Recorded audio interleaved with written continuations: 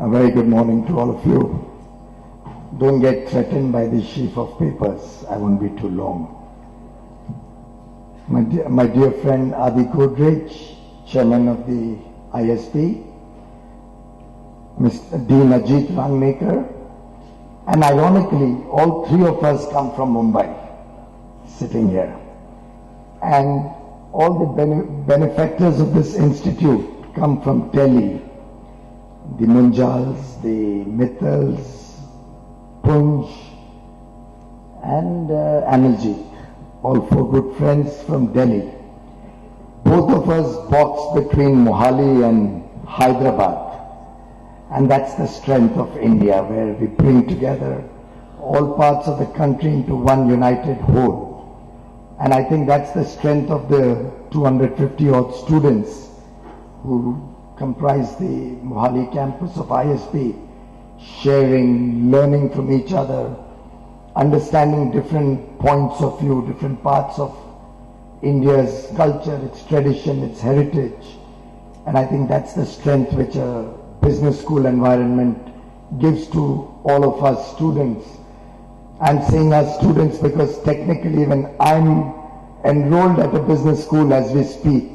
Sad part is that I would have otherwise graduated just like you in 2015, since I did my first year in 2013. Sadly, haven't been able to go back to school in 14 or in 15. And I remember receiving messages from all my colleagues in the program, hey, we've graduated, and I'm sitting over here in Delhi, missing out on all the fun that I think you're going to have in the rest of the day today. But a big, big congratulations to each one of you who's graduating today. I wish the class of 2015 great success in your careers as you move forward. We have also with us Sunil Kant Munjal, Rakesh Bharti Mittal, Pramatraj Sinha, Senior Associate Dean Milind Sohoni, Deputy Dean Pradeep Singh. I think Mohali is his baby really. So he's the one who's nurtured all of you through the year. Faculty members, staff, students, and all the proud parents that I see have come out in large numbers today.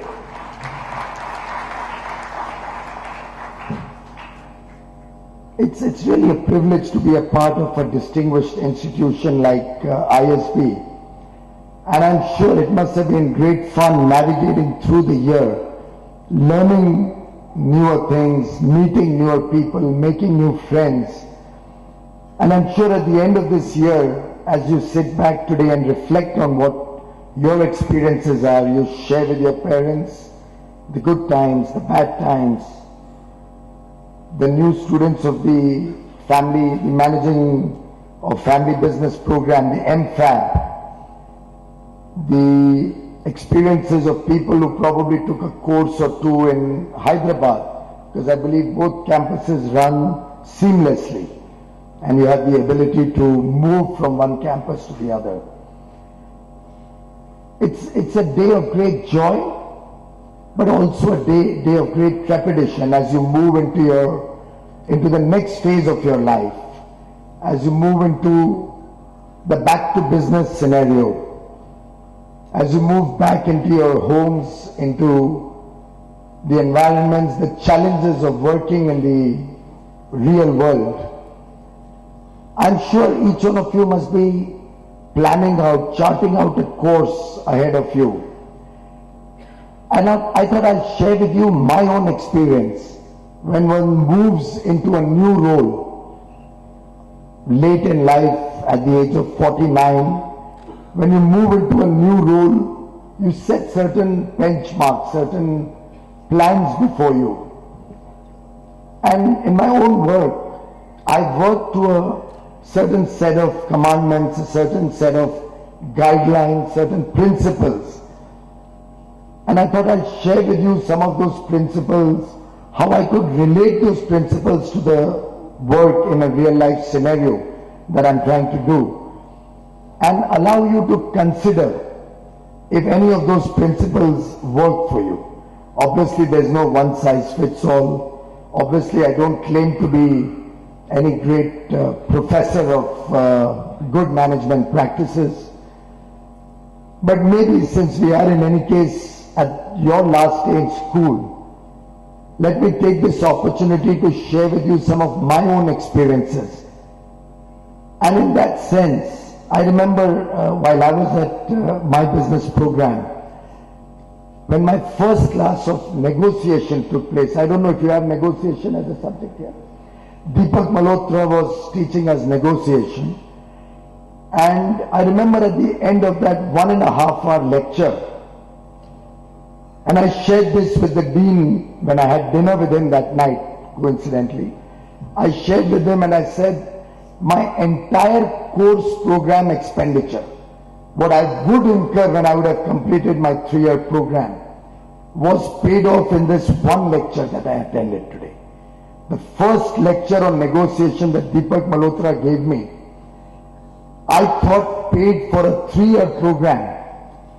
And I remember when I was handling the information communication campaign of the Bharatiya Janata Party during the national election last year, I was able to relate to my negotiations for advertising, for media space, for a lot of the programs that we were conducting during the elections. I could relate back to what they taught me in business school. And I was remembering how ominous those words were when I told Dean Noria that the entire expenditure of a 3-year program got paid off in that one lecture. And I won't be surprised as you get into your real life situation and you recall each one of those classic case studies that you may have done, or the examples or the principles that you went through, being almost paying back many times over in the activities that you will come forward to do. And in that sense, I'll just share with you some of my own experiences being in government for 10 months now, soon 11 months, and how these 10 months and these 10 principles relate to probably real life experiences that you will get into starting tomorrow. The first lesson I learned was that we'll have to work in partnership with all stakeholders. You clearly can't be the instrument of change alone. And unless you take everybody along with you, you're not going to be successful. I remember the African proverb, if you want to go fast, you go alone. But if you want to go far, you go together. And in that sense, when I got the ministries of power, coal and new and renewable energy to meet together, and that was my first week in office, when I kept a program called Samvad, Sampark and Samanvay. You get to know each other, you communicate with each other, and you relate to each other. And in that program I found it was the first time in 67 years that 3 ministries of the government had actually met each other. And all 3 related to the power sector in some form or the other. They had not even met each other. And 300 of those people got together, engaged with each other. I had Chetan Bhagat come in to talk about, to motivate them to think of their work as public service. And I remember the enthusiasm at the end of that program, where the 3 ministries decided that now we'll work together. And it's been a similar experience all through the 10 months, that wherever we had multi-stakeholder consultations, we engaged with people.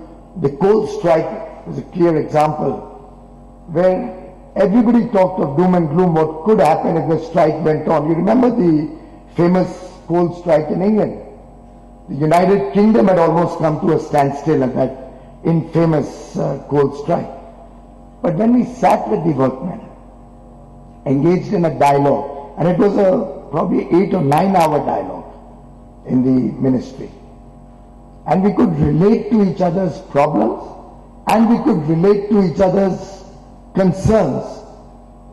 And you won't believe it, out of those 8 hours, maybe 1.5 or 2 hours was spent in sorting out the coal strike, and 6 hours was spent learning from the workmen leaders how we could achieve the 1 billion target that we had for Coal India Limited, which is doubling the coal production, something which took nearly 20 years to achieve. We want to do in the next 4 years.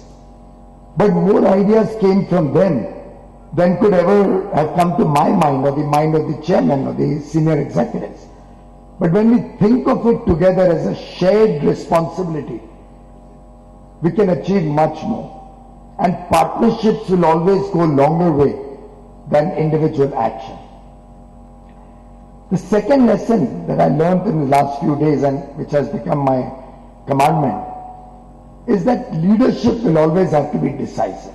A weak leadership cannot get you anywhere. In your own work, you'll have to take the bull by the horns, you'll have to take decisions. In government, it's not empowered group of ministers, committees and commissions that help government perform any better. They can at best be a shield, a raksha kavach, as they say, something to protect you from whatever decision you're taking. And it's a sad part of governance that people don't have the ability to take bold decisions. I remember in one decision where I had substantially reduced e-auctions that Coal India Limited used to do, which was very profitable for the company. There's a lot of hue and cry, and people talked about the falling performance of Coal India and the profitability of Coal India falling.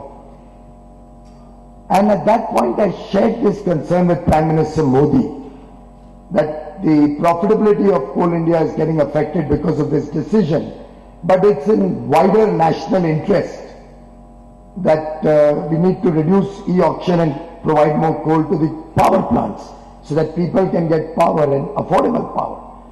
And I remember his anguish when he turned to the officials and he said, and I'd like to say it in Hindi because the essence of that will come clearer.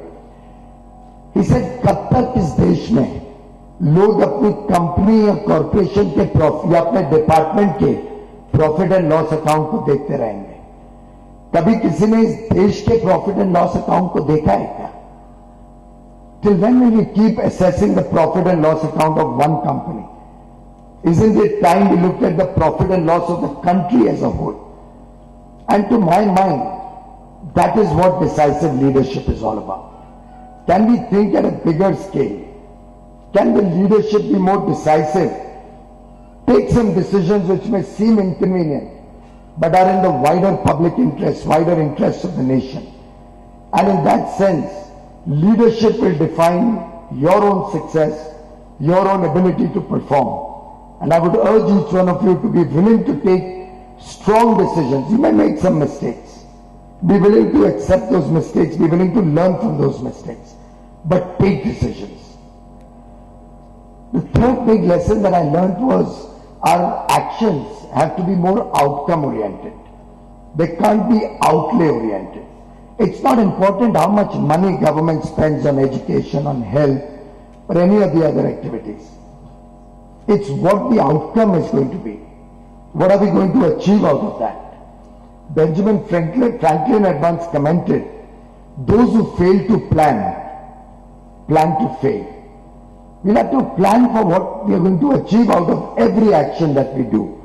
And when we set up the target of creating 175 gigawatts of renewable energy, initially it sounded quite unbelievable.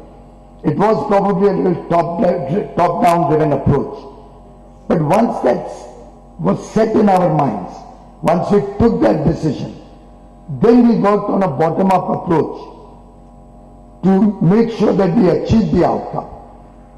It can't be that we just throw in a figure, throw in a number, and say that we are going to spend so much money to achieve that, but fail to plan how we are going to achieve it, and fail to understand that what is the impact of that end objective on whatever work we are doing or on the country as a whole. Unfortunately, over the years, governments have focused more on outcomes, on outlays. Financial audits have been done, but efficacy audits, outcome audit has remained more on paper than on actually actionable ideas. I know that we come out with an outcome budget for every ministry in the government. But I suspect, and I won't be surprised if anybody in this whole room has never read an outcome budget of any ministry. Maybe at best the outcome budget given at the time of the budget, some of us may read on 28th of February. But clearly, outcome budgets, if assessed properly, if taken seriously, will also make us more accountable, will also make us more responsible in whatever actions we do in government. And I think if each one of you imbibes in yourself the ability to think of outcomes rather than outlays, I'm sure you'll be able to do far more successful work going forward. A very important lesson I learned was that instead of focusing on individual issues, if I was to look at doing a root cause analysis of all my actions, I'm able to perform much better. And I'll give you the outcome of doing a root cause analysis. When I joined government, at an average, I would get about 100 files a day between the three ministries, 100 files a day. As I went into each issue and realized the repetitiveness of government's decision making and tried to focus on policy-driven approach, understanding what is the root cause of the reason for all these files to come to me, started delegating much more, empowering people to take decisions at lower levels, reducing the levels of decision making. Today, I'm happy to tell you, I barely get 5 or 6 files a day. That's the amount of reduction that was possible by reducing my own involvement in taking decisions and ensuring that we become a more policy-driven. So as each issue got flagged off, we looked at how we can make it more policy-driven, transparent, let the people know what we are trying to achieve, what we want them to do, and bring down the number of cases that get escalated to the top. So I doubt I might have ever filed even 1 or 2 files which are of an individual case or an individual company. All that has been flagged off to me now is always a policy which possibly may impact 10, possibly 100, possibly more people. But never an individual case has come up to me for clearance or approval. Simple example that I would like to share with you is on the power sector. No, the country's problem is not about the amount of power generation or the ability to generate power. In many cases, we have surplus power in large parts of the country. But the two real root causes of India's agony are the availability of fuel, coal and gas, and the ability to transmit that power all through the country. So today the northeast and southern India are deprived of power, and 280 million people in India to this day don't have an electricity connection in their home. They are denied of a basic thing like power. I know my father used to study under street lights, not very far from Mohali, by the way, a place called Ambala Camp. It's probably an hour and a quarter away from Mohali. But that was in the 40s. We are now 80 years since then, 75 years since then. I'm sure none of us want the next generation to have a single child deprived of a basic amenity like power, electricity in their home. And that, ladies and gentlemen, is the mission we set out to do, towards which we are using all of these principles to achieve results, to get power for all by 2019, not merely as a slogan, but by actionable agenda, by true action on the ground and deliverables. Another rule that we set for ourselves is the rule of transparency, the rule of law. How do we make sure that every action is in public domain, is available for people to scrutinize, to audit, and is by law? I mean, the coal auctions can be the best and most obvious example, where instead of discretion, instead of ability of a politician or a bureaucrat to favor a few, We have brought it into public domain, a completely transparent process, something which is fair and equitable for everybody.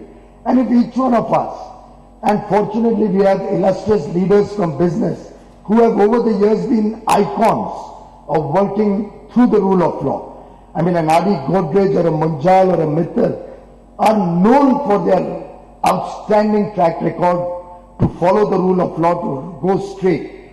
And that will truly be the hallmark of success, that each one of you will benefit if you stand by and maintain the highest standards of accountability, the highest standards of adherence to the rule of law. Shortcuts are never going to benefit in your work. Shortcuts can only take you so far. It's always the long haul. It's always the ability to not maneuver the system illegally, but maneuver the system legally, transparently, that will hold you in good stead. And that has been the hallmark of, if you ask me, Prime Minister Modi's own governance in Gujarat for 12 years as Chief Minister. And that is the defining feature of this government he is leading at the center, which is proud to announce has been scam-free and is working towards delivering the welfare to the people in a most transparent and honest manner. The sixth lesson was prioritization of issues. The idea is not to just work like a, on a blind alley. One will have to decide what is the priority before the nation. Tony Blair had once said, it's not an arrogant government that chooses priorities. It's an irresponsible government that fails to choose its priorities. And in that sense, Prime Minister Modi also understands that power will be a priority, because a lot revolves around the family life, a lot revolves around power being available to people in their homes. Industrialization grows, job creation grows, the economic activity grows, and in that sense, if each one of us in our lives prioritizes what we are going to do, what we're going to focus on. And I remember energy efficiency to me is a big priority item, because there I not only save 1 kilowatt of energy for every unit saved, I'm actually saving maybe 1.25 unit of electricity, or on a mathematical principle 1.33 times every unit of energy that I save, given that India has about 25% average AT&C losses even today. So really for every unit saved, I'm saving 1.33 units. And the impact of that on the environment, the carbon footprint, all of that it's a multiplier effect.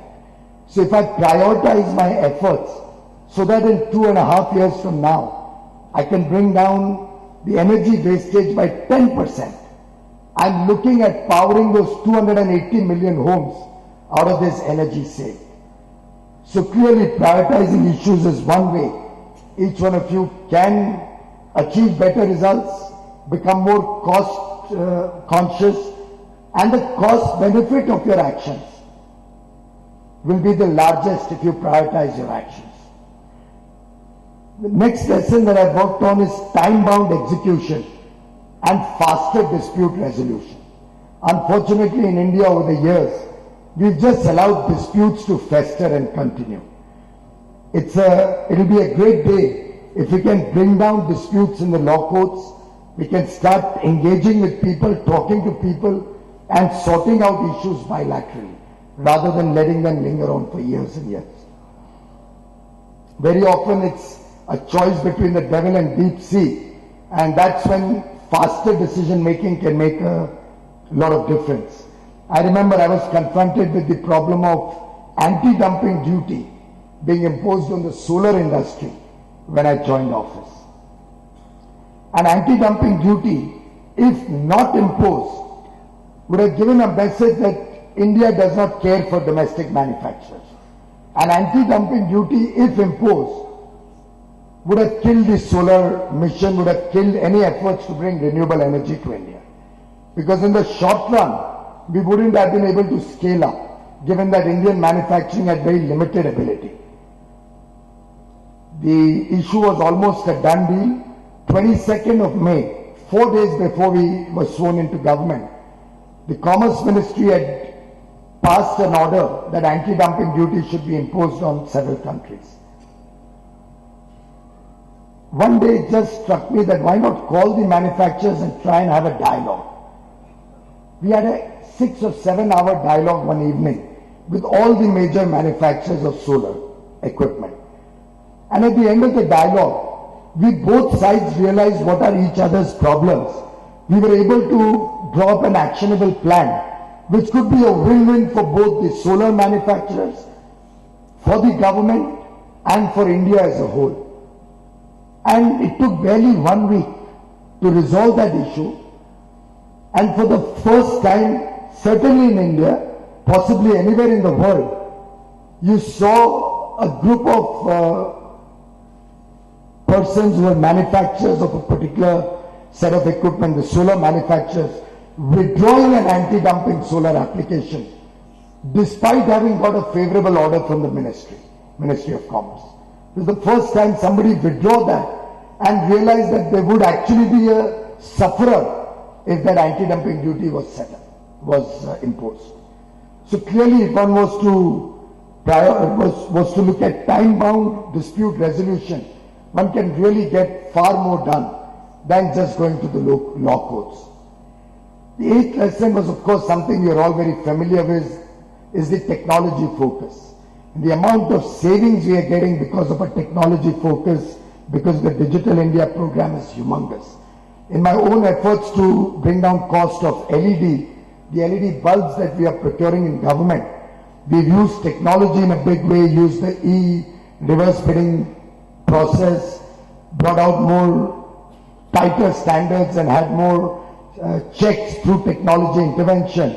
And you won't believe it, the cost of procuring an LED bulb, which was 310 rupees as recently as February 2014, government used to procure bulbs at 310, has come down on 22nd March in the last e-bidding process to 81 rupees 93 paisa. So I don't know what is the amount of corruption that was eliminated in the process. Some part of it was due to economies of scale. Some part of it was due to some innovative financing models. A lot of it was due to the technology platform and the transparency that we brought in.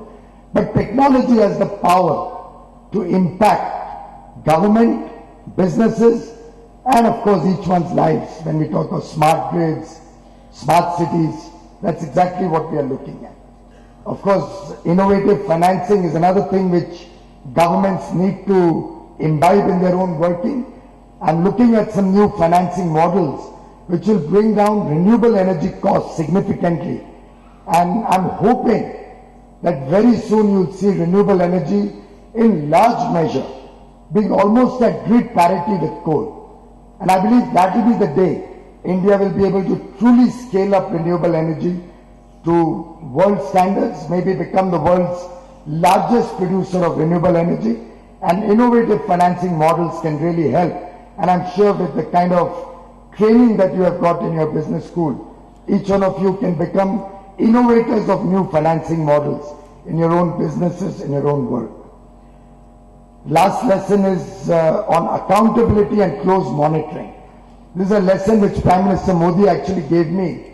I'd gone there to report on certain aspects of the coal auction, and he suddenly asked me how many people have registered in Delhi for the LED bulbs program which I launched on 5th January.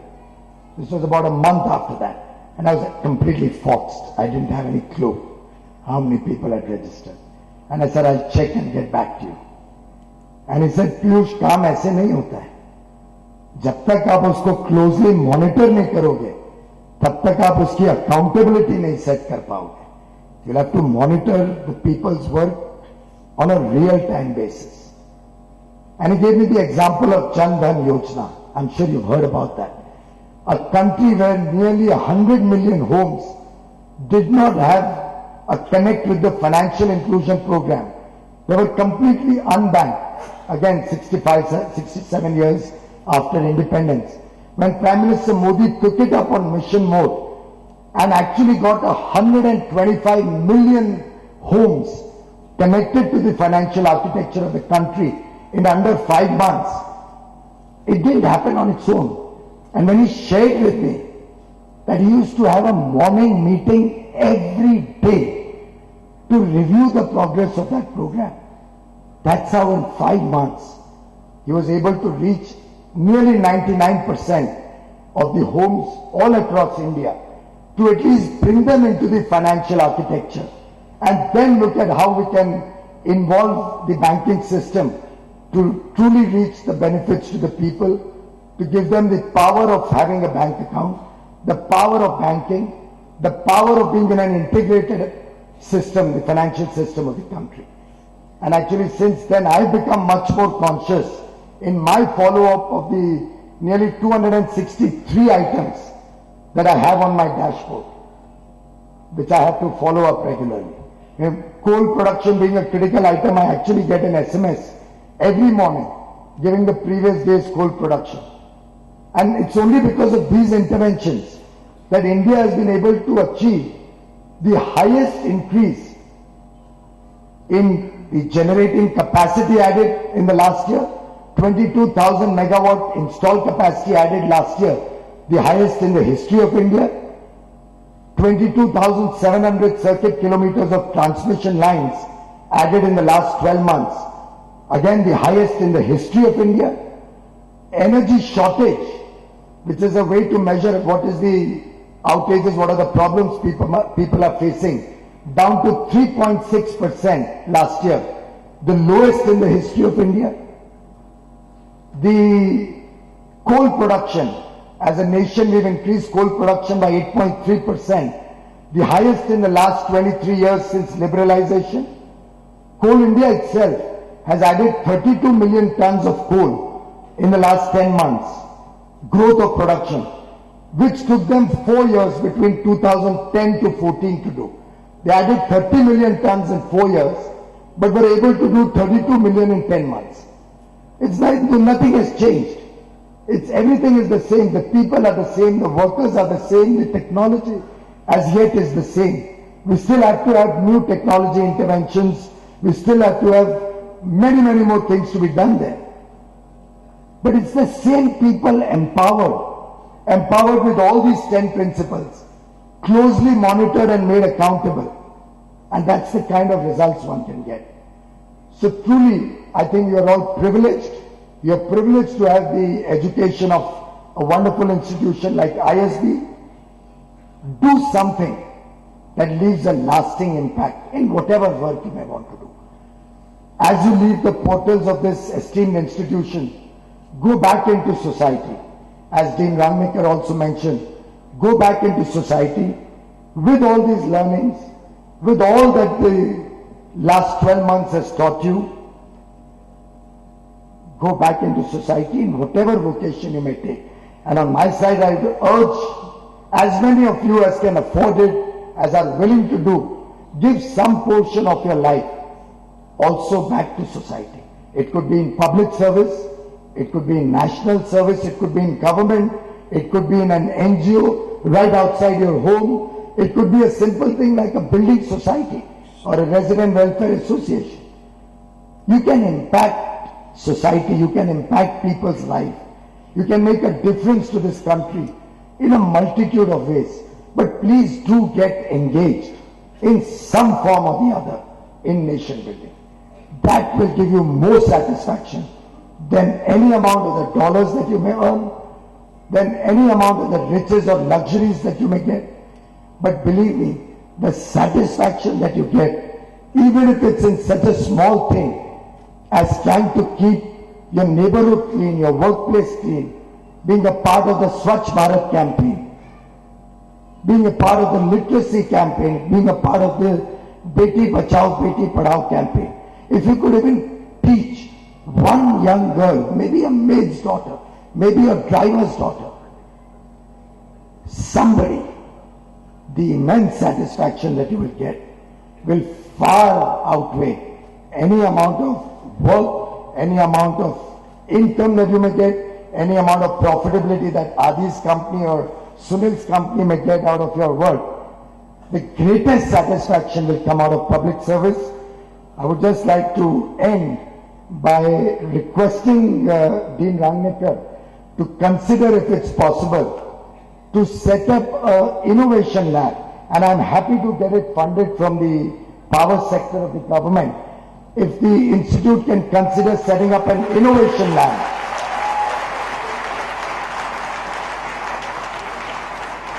possibly initially it could focus on energy conservation, on sustainability, on any subject of your choice, on public governance, whatever all of you decide. But I would look forward to coming back to ISB one of these days to see the good work beyond your call of duty you are doing to innovate and give back to the country some of the expertise. You mentioned about your program on the agricultural research. If you can formalize that into a structured study program also. If you want to have some of your students come and intern in government and maybe understand what's happening within government, we'd be happy to draw up such programs.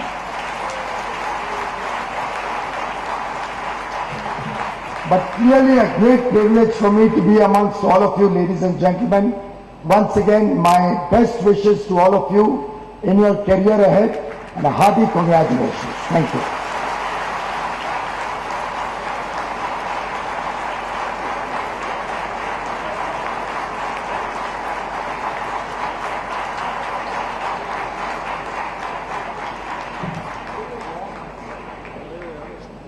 Thank you very much, Honorable Minister Shri Piyush Goyal. That was very, very inspirational for all of us. Ladies and gentlemen, it's time now to present to you the founding class of ISB's MFAT program and the PGP class of 2015. We now will begin the commencement of conferment of certificates with the presentation of ISB honors. ISB recognizes meritorious performance and rewards academic excellence. There are 2 awards for the MFAT program. The first one is the Scholar of Excellence Award, and it honors one student who ranks first in the graduating class. The second is the Dean's List, which comprises of top 10% of the graduating class ordered by the total marks obtained in the program. May I request our chief guest, our chairman and our dean to come forth so that we can start the distribution of certificates.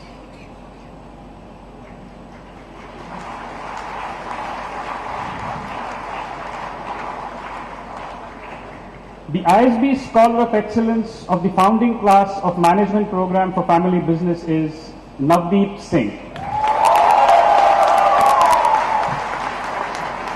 Navdeep is also on the Dean's List.